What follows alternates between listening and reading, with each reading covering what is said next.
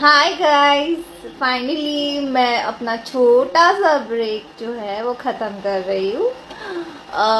तो जो आ गया है वो है जिसका मैं बहुत बेसब्री से वेट कर रही थी और बहुत टाइम लग गया उसको आने में। वापस सॉरी आने में टाइम लग गया। तो वो है सरप्राइज। मैं इसका वेट कर रही थी और बहुत वेट किया, बट फाइनली आ गया। जो चाहिए था वो आ गया। सो यही है वो। Okay friends, thank you so much and sorry छोटी सी ब्रेक को बड़ा ब्रेक बनाने के लिए। मैं इसको ओपन करके मैं आपको दिखाऊंगी एक छोटे से ब्रेक के बाद।